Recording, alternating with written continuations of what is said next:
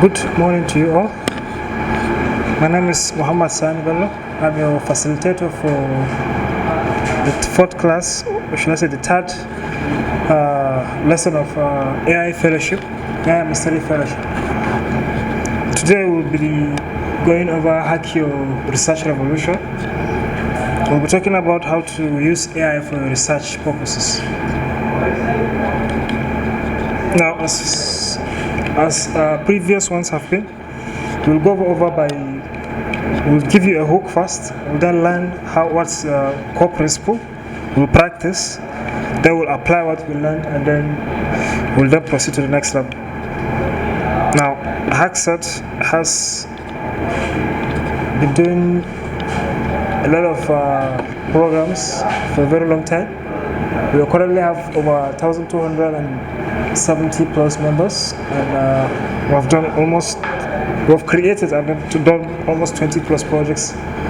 We've been across almost 157 cities across Nigeria.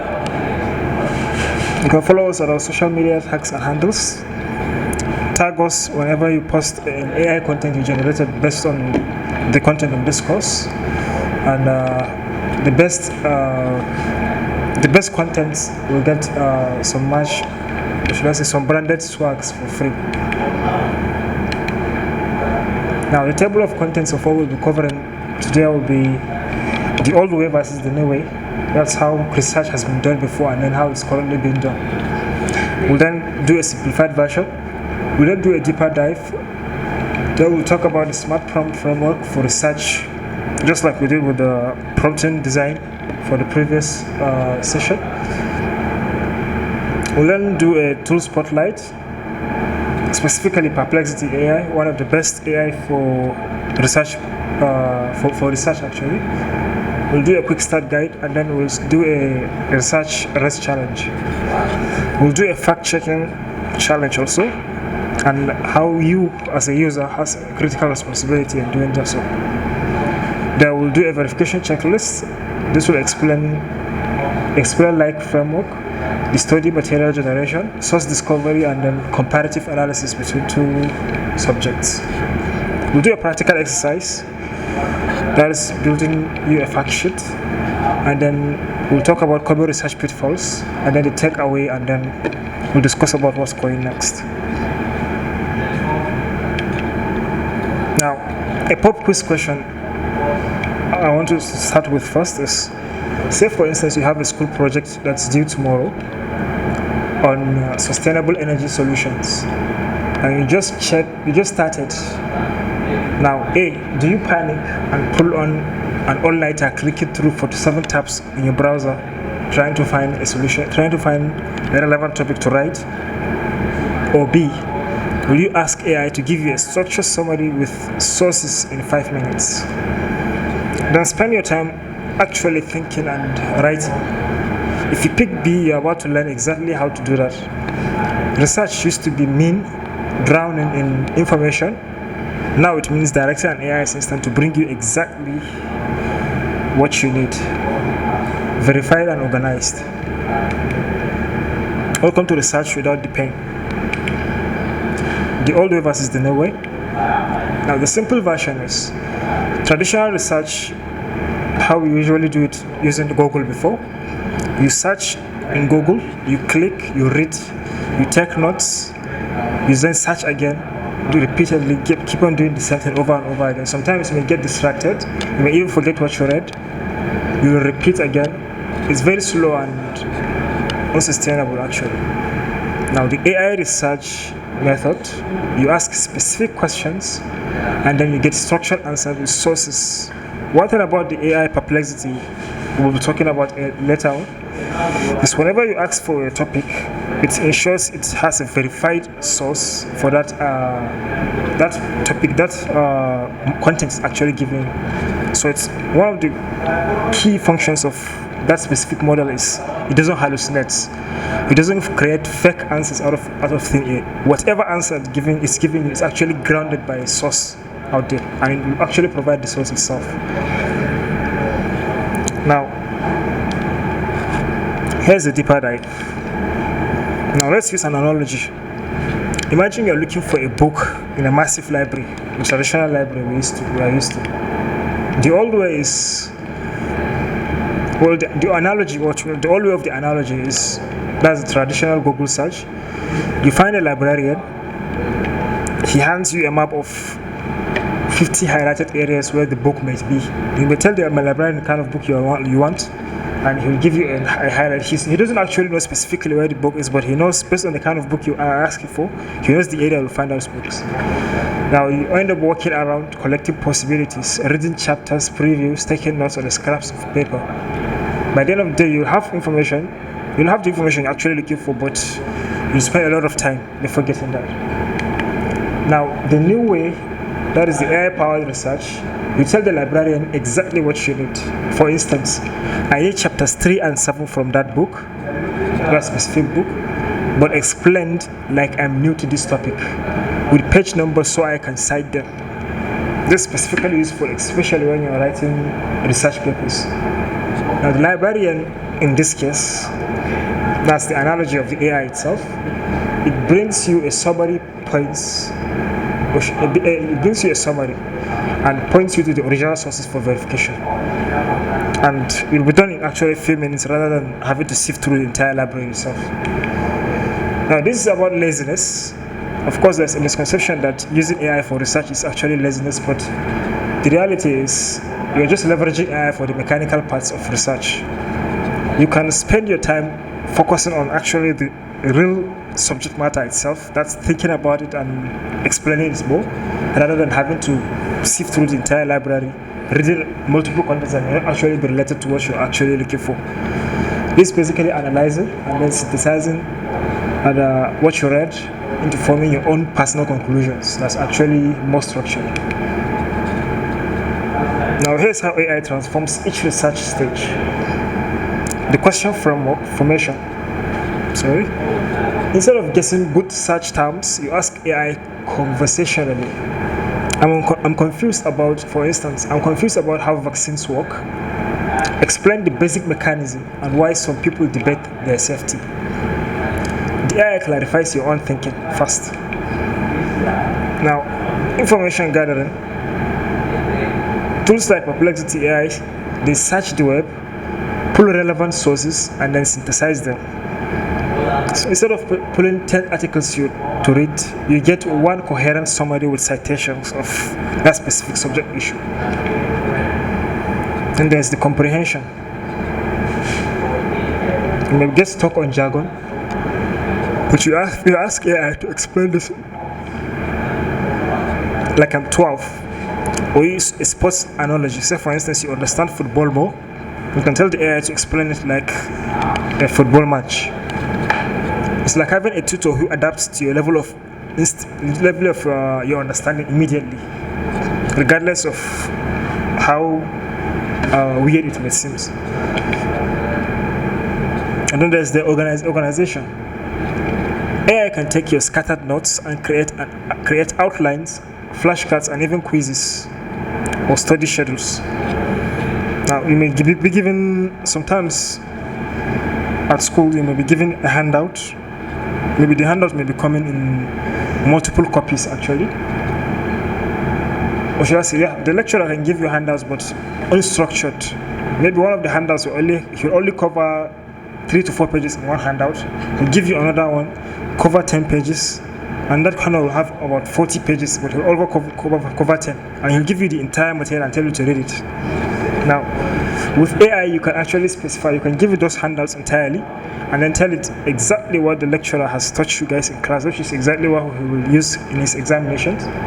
That AI can analyze the entire handouts and then remove the only relevant information and then extract anything that's irrelevant. This will actually minimize your reading time, and then the amount of you may not end up actually taking information that's not related to your topic. Then there's the verification. This is where you, the human, actually come back in. AI can hallucinate. It can make up facts. So you check its sources, cross-reference big claims, and use your judgment.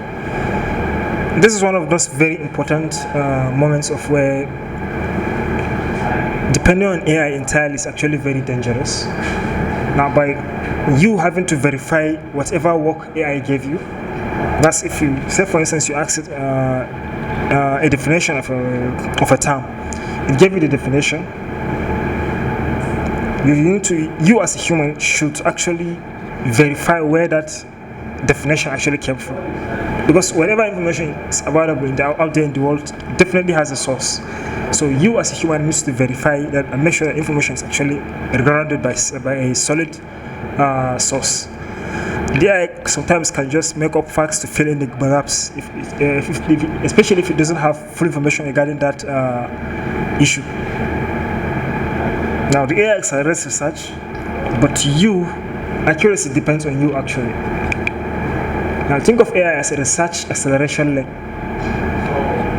or a kind of a boost for you when you're doing research. It doesn't replace critical thinking, which is one of the innate abilities of humans. It clears away busy work so you can think more deeply in less time and on issues that are actually very, very much more important. Now, the smart prompt framework for research specifically, this is what we'll be talking about.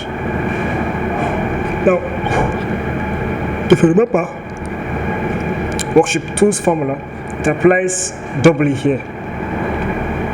That is the formula we were using when we said context and then actually forgot it too. Anyway, the kind of framework also applies here.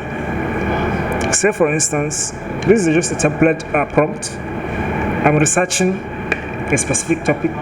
It can be any topic you're researching for whatever purpose it is. Is it for a project, an examination, an essay you're writing, a news agency, whatever the purpose is?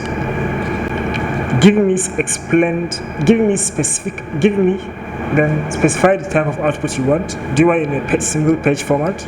Do you want it in an essay format? Do you want it in a news format? And then focusing on, give it an angle. Which angle of the story do you want it to be specific on? With sources, you specifically told it to actually ground whatever information is given you with sources, and then explain for. You specify the audience. Is it for primary school children, secondary school children, university students, higher degree candidates? Yeah. So a good example of this prompt in action is, I'm researching renewable energy. I'm researching renewable energy for a school presentation. Give me 5 key facts about solar power's efficiency compared to fossil fuels, with sources explained for high school students. Now, I'm trying to understand, another example is, I'm trying to understand World War II scores. Give me a 3-paragraph summary focusing on economic factors with 2 to 3 reliable sources. Explained simply. Now, if you notice inside of these prompts entirely, we have those topic, purpose, specific output, angle, and an audience all included. I'm researching renewable energy. Renewable energy in here is the topic. For a school presentation, the school presentation here is the purpose. Give me 5 key facts about solar power's efficiency. That's the specific output. We said 5 key facts about solar power's efficiency compared to fossil fuels. That is the angle. Fossil fuels being the angle here, with sources explained for high school students. That's the audience we specify. Now the second prompt also has the same thing. I'm trying to understand World War II being the topic, World War II courses. Give me a 3-paragraph summary. 3-paragraph summary here being the purpose. Okay, so yeah, the courses here, World War II's courses is the topic, and then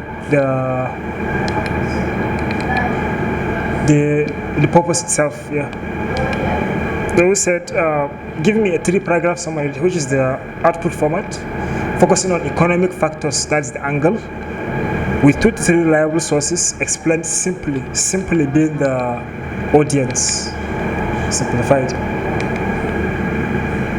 Now, the magic words in those prompts is actually with sources or cite your sources. They're specifically telling the AI that whichever answer it's trying to get, that you should make sure it's grounded by a specific source. Now, this forces the AI to actually ground its answers in verifiable information instead of its training data alone. When using tools like Perplexity that have web access, Perplexity is actually one of the only AI models which have internet access attached. So it can actually browse the internet in real time whenever you are searching for information. It's basically like Google, but think of an AI attached inside. Now, here is an example of how Perplexity gave me a structured answer to that question. It said, the question earlier was, I'm trying to understand World War II's causes. Give me a 3-paragraph summary focusing on economic factors with 2 to 3 reliable sources. Explained simply. Now, if you notice, it gave the answer and it's in 3 paragraphs long entirely. I don't know if it's very clear. You see it clearly, right? Well, it gave 3 paragraphs. Yeah. And then there's the sources tab. Though this is an old version of Perplexity, but it still does the same thing today. Now the sources are grounded in another tab, and then the steps is used to get the answers on our next page. I'll share the screenshot with you later. You see the image, you see the entire prompt and how it answers. Now, if you open the sources tab, you can click each source to verify, just like a Google search. It's actually open just like a normal Google search interface, where you search a term and then you'll see links to any relevant sources, materials. Now, then the tool spotlight we're talking about, Perplexity AI, which is the AI model we used and will be using for research purposes. Now, why Perplexity AI? Because it's actually designed specifically for research. Unlike AI models like GPT, Gemini, and Cloud, which advertise themselves as general purpose AI models, Perplexity from the get-go actually advertised itself as a research specific AI model. Its main purpose, or should I say, the main tagline they used in their release was they're actually trying to replace Google, a modern day version of Google. Even though it's very hard to replace Google, but they're actually doing some pretty amazing job out there. Now, because it's specifically designed for research, it searches the web in real time and gives you answers with sources linked inline immediately. It's just like Google. Think of if ChatGPT and Google have a child. This is what Perplexity is. Now, a quick start guide to Perplexity is just go to Perplexity AI on your mobile phone or computer. It's actually also almost free. You can do almost a lot of things actually without having to sign up. And then you can type a research question immediately using the framework we did earlier. Now, take your time to review the answers. Click the numbers, that's the citations, to check the sources entirely. Follow up with clarifying questions. That is, whenever you ask a simple question from the AI, you can ask it to explain the second point more simply, or what are counter arguments to the same topic. Now, Perplexity, a good thing about Perplexity is it can actually do that effectively too. Now, here's a pro tip with Perplexity. Perplexity remembers context in a conversation. You can build on previous questions, like talking to a real research assistant. A good example is, I started with World War II causes, that is the earlier prompt area, we had earlier. But then I followed up with a question that says, how it affected the economy. The AI remembered context throughout this conversational research. So I asked it about World War III's causes and how I wanted to answer. But then when I asked a follow-up question that says, how did the war affect the world's economy? It then responded, remembering that I'm still talking about World War II, and then gave an analysis based on the original main topic of what World War II causes, and then the answers given are how the world economy entire world economy was affected due to the causes of World War II. And this is one of the good examples of how context-aware AI models work. They remember the topics being discussed and then return it on later. Now, the research race challenge. Now, I want you to try this experiment to prove AI speed advantage. Now, the traditional method is pick a topic, for instance, history of artificial intelligence. Just using Google alone without using AI, spend 10 minutes clicking the links available, read all through them, and take notes. And then try to compile what you find into a single summary. Then time yourself, and then use an AI.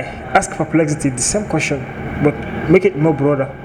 Give me a timeline of artificial intelligence development.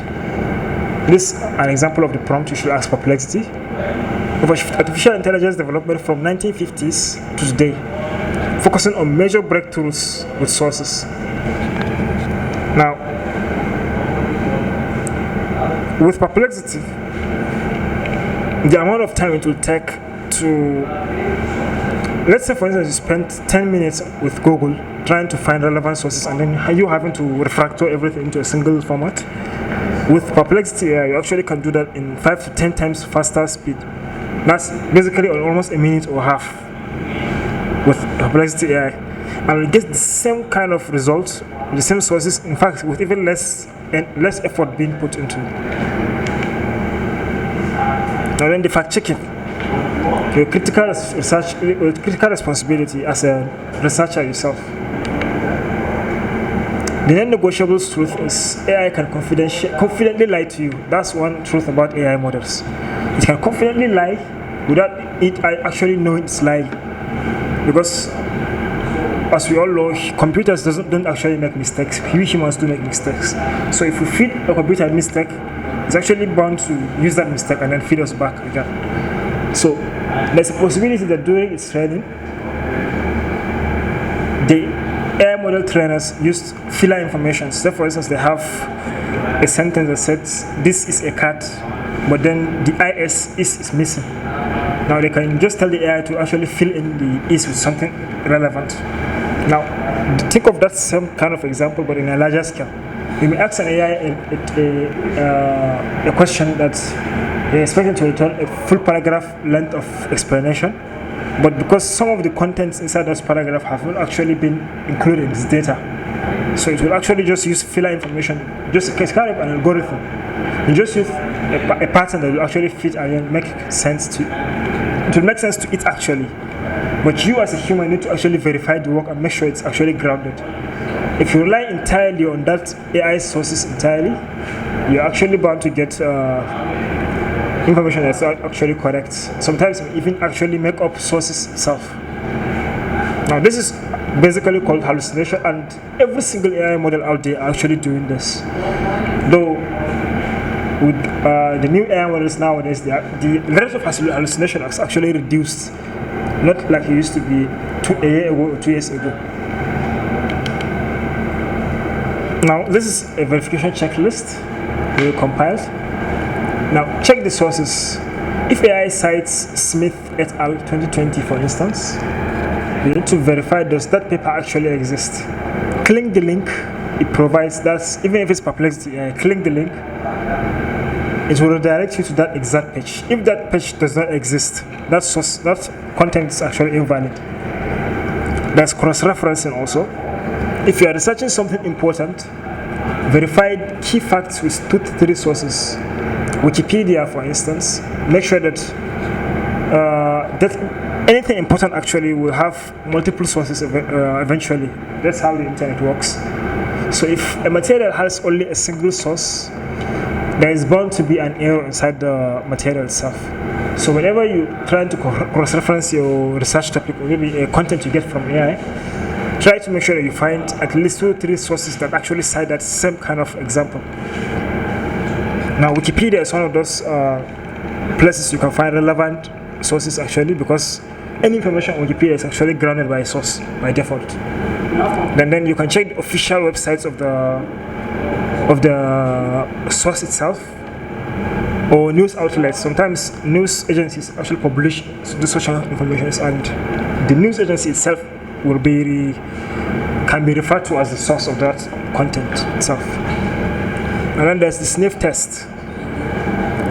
You as a human have this innate instinct of smelling if something makes sense or not. So if an AI gives you material and you read it and you feel something's not right with this, there's definitely something not right with it. So whenever you're reading, ask yourself, does the claim actually sound too convenient or extreme? All experts agree. It's a kind of a red flag when AI is telling you this. Whenever you're using AI to research a topic and then the AI is actually telling you a statement like all experts agree, it's kind of very vague answer. It's just like telling you that every smart person knows. So it's not a grounded evidence. You need to provide who is that smart person that said. You can't just any smart person that knows. So that's a very red flag. Whenever you see this kind of statement inside an AI's reply, you should actually verify that source itself. Now, reality is usually more nuanced actually, because sometimes an event may happen, and then how it may be reported by 2 different people can actually be different, and that's what makes us humans actually. Having an event happen and then it's being reported one single way in a single format. For instance, an accident happened by the side of the road. Everyone saw the accident, and then whenever you're asking, as a reporter for instance, you're asking people around or should I say the audience, can they tell you what happened? And they're telling you the same kind of story. There's a problem. We as humans have this innate skill of telling a story, even though it will be different, but it's a kind of representation of your perspective of what you see. So everyone may see a lot of people may see that a car has hit another car, but then another person may actually see that the car in the front actually braked first. Maybe the car behind is actually speeding. Now, that doesn't mean the accident didn't happen. It actually happened, but the chain of events that happened is actually called the nuance. That's what actually makes us humans, and that's the best part of one of the things AI can actually do. It always tries to make sure its information is actually in check.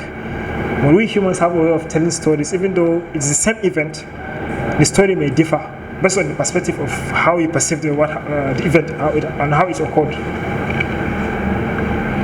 Now then there's the date check itself. Now if you're researching current events, make sure sources are recent. Say for instance you're researching feminism for instance. Academically, whenever you're doing a research, you are usually expected to cite sources that are not more than 5 years old. That's 5 years back. That's the highest point people accept. You can't come today and then be explaining feminism using the sources of 1950s and 1960s. That's very old. No one alive today actually understands what's going on then. So it cannot actually be used as a use case for today's current status of events. So always make sure your sources are actually in a recent rate. Because one of the important things about that is AI training data actually has a cutoff date. Sometimes if you ask the AI itself, what is its current training data, what's its latest date of training data available, you may find that it's actually 3 to 4 days behind, sometimes even a month behind, depending on how the company operates its AI models. So you also make sure that you're fact-checking the date itself, especially if it's related to an event that happens. There's a case where an international event may happen. You'll ask an AI about that event. The AI will actually tell you it doesn't understand, it doesn't know that this has happened here. So this is just an example of those moments. Now another example exercise is Ask AI, what's the world's largest pyramid? Now, this is one of those important moments where we clarify that machine. Okay. So, another example here we'll be talking about is, say for instance, you asked perplexity. Okay, sorry. Now, there's this argument among the archaeologists and then the scientists in the world that which pyramid is actually the oldest in the world. Now, the pyramids of Giza in Egypt are considered, since they are the kind of the oldest, they are generally considered as the tallest pyramids in the world. But if you are using archaeological data to verify the information, you find out that the pyramids in Cholulu, I believe it's Brazil, is actually one of the tallest pyramids out there. Though it has a kind of distinct shape that's actually.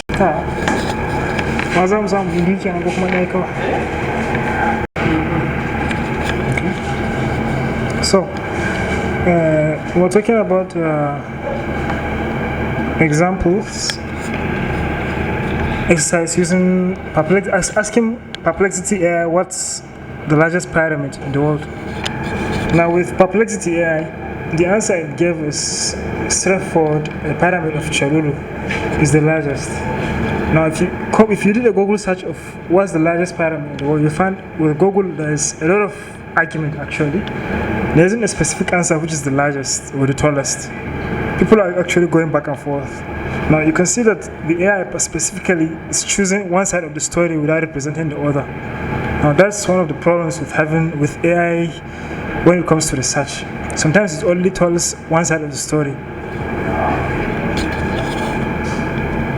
Now, going on, now this is the same question using Google, and if you see the answer it gave was the world's largest pyramid is the Great Pyramid of Cholulu in Mexico by volume, while the Great Pyramid of Giza in Egypt is the tallest ancient structure. The Cholulu Pyramid is massive, sprawling structure. It's a massive sprawling structure that is largely hidden beneath layers of earth. So the pyramids of Cholulu most of its part is hidden underneath the earth. It's not visible. So that's why it doesn't seem big. But if you dig deeper, you'll find out it's actually bigger than the pyramids of Egypt. Now, making it this layers of earth on a church, and a church in its summit. It has a church at the top of the pyramid, and which is making it difficult to perceive its true scale at first glance. Now, the Great Pyramid of Cholulu is the largest by volume, but then the Pyramid of Giza, some say, is the tallest because it's what we can see available out there. Now, we'll talk about advanced research techniques. The explain like framework. Now, this is the kind of method where you tell the AI to explain like this, like a certain kind of way. For instance, we said explain like I'm 10-year-old. We're specifically telling the AI to explain like assuming that I'm a 10-year-old child. Or you can say something like explain like I'm a college student. Or use a cooking analogy, or in technical terms. These are all ways of moderating the complexity of the kind of reply you get from the AI itself. Now, to try this, I would like you to pick a complex topic. It could be quantum computing for the synthesis, blockchain, web development, or cloud computing, for instance. Then ask for explanations at different levels. Use the same frameworks we have here. Use these modifiers at the top here, but with the same topic. You'll see how for each modifier you use, the kind of answer you receive will be different, and it's still explaining the same thing, but the complexity is different regarding depending on the kind of modifier you used. Now, a study material generation. How you can turn your notes into any text, how you can turn your notes or any text into learning tools. Now, a good example of this is I'm studying the French Revolution from these notes. Then you can paste your entire note. You can control A on your, if it's a Word document, for instance, paste it there, and then say create 10 quiz questions with answers that test understanding, not just memorizing. You specifically tell it to generate 10 quiz questions that answers that test understanding, not just memorization. That means you're actually telling the AI to test your understanding of the concept, not just how you memorize, not just cramming everything. Now the AI will actually generate 10 sample questions with answers, so you can practice on your own. Now you can say something like create flashcards from this article. Flashcards are basically reading materials where you write each definition on a simple card, maybe a list of items, or maybe advantages on it, so you can be swapping them over and over again before you it's making memorization easier actually.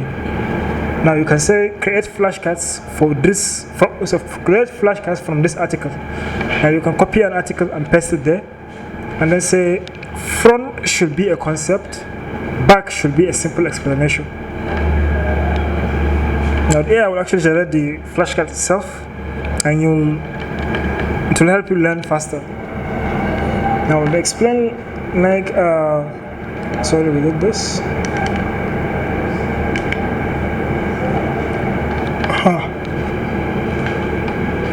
The third part is source discovery.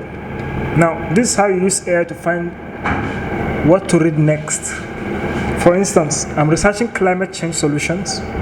What are 5 credible sources I should read? Include scientific journals, respected news outlets, and at least one book. Now the AI becomes your research librarian. It will point you to the best materials instead of letting you drown in search results in Google or using another AI model.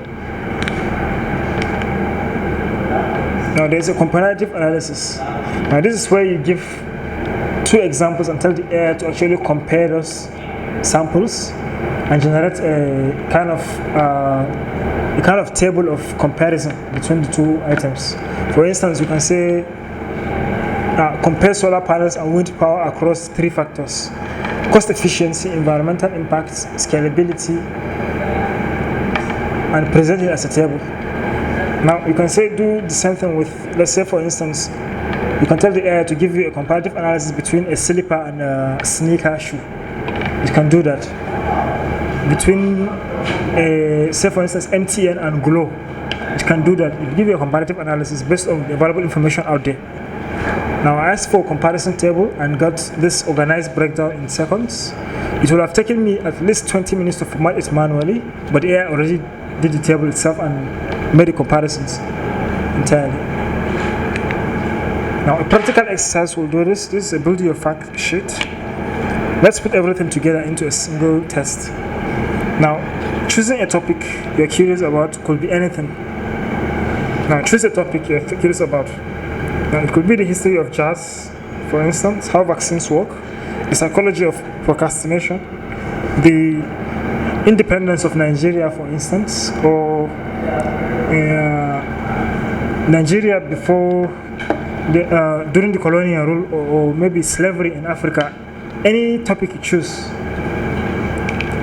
Then the tasks you should perform. Should I go back to the previous slide?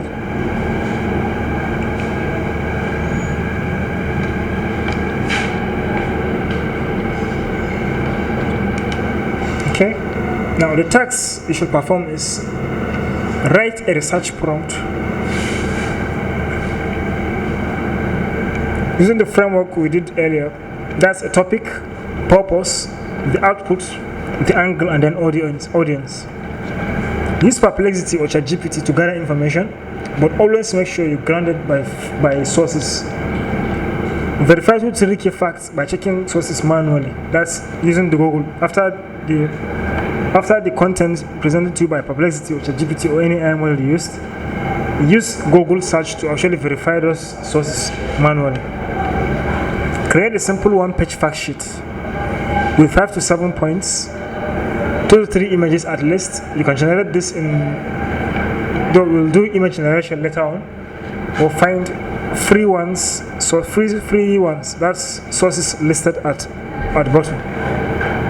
Now, as a bonus, you can ask AI to create 5 quick questions from this fact sheet. Time yourself. If this takes more than 30 minutes, you're either overthinking it or you picked too broad a topic. So this is a good exercise. You can test your understanding of AI research. Now the goal is speed and comprehension. Now, common research pitfalls people fall into. The first pitfall is trusting AI blindly, like I said earlier. Never completely trust content generated by an AI, even if you are very sure of the facts. Verify the sources manually yourself. Now, the solution is always check sources, like I said earlier, on important facts specifically. For casual learning, AI is usually fine, but for anything you cite or act on, verify it manually, especially if you're writing a project that you'll be presenting to someone else. The second pitfall is asking too much at once. You'll find, for instance, instead of tell me about World War II, try what were the economic causes of World War II. Now you have reduced this. Now, a good example with this is when you said tell me about World War II only, you're specifically telling the AI model to only tell you specifics about World War II. Now, if you want to generate content on the economic causes of World War II, you'll have to do a second prompt.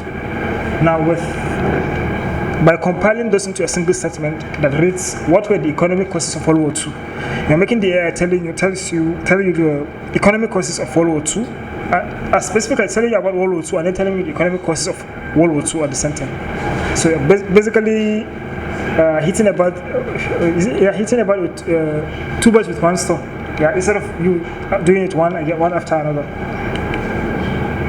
The side pitfall people fall into is not following up. You ask the question, you're not following up, and then you're almost trying to change topic at the same time. Solution: if something is unclear, ask for clarification immediately. For instance, you ask for a content. Let's say, for instance, you ask for causes of World War II, for instance. And among the answers you receive, there is some points you don't actually understand completely. And instead of you continuing to continuing the conversation with added complexity, tell the AI to clarify parts you don't understand. Be honest about it. The AI will take its time to break it down further so you can understand it better. Now you can say, for instance, explain point 3 specifically more simply. It will actually break down that specific point into a more simpler, digestible format. Or you can say, give an example of that sample text, or maybe a paragraph or something. That fourth pitfall people fall into is ignoring the date cutoff. Now, if you can remember earlier, I said sometimes AI models gets cut off by sometimes 3 to 4 days, sometimes a month maybe.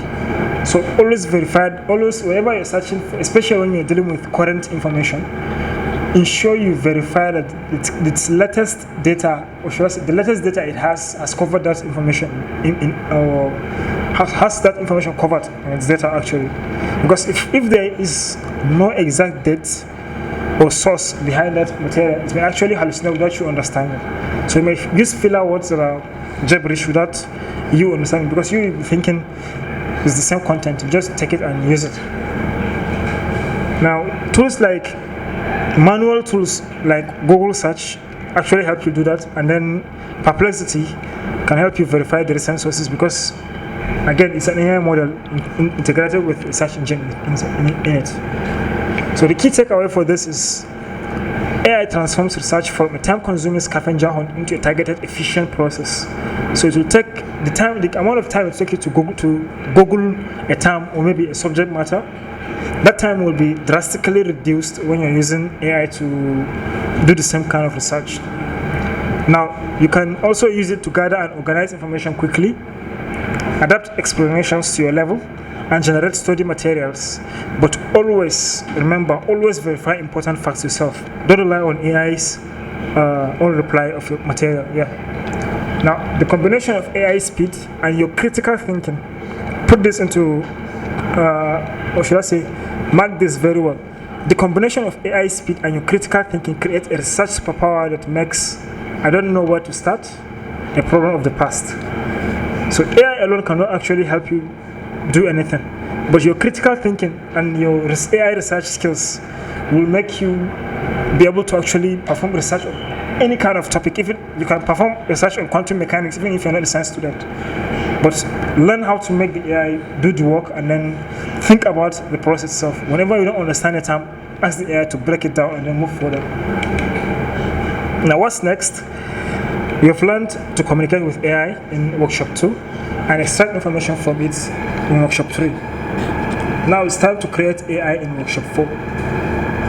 We're unlocking visual and creative superpowers, that's generating images from text, designing presentations in seconds, and turning ideas into polished content across multiple formats. Now get ready to become a creative force multiplier, because the next session will be a lot more interactive than this. Thank you very much. This is the end of Hack Your Research Revolution.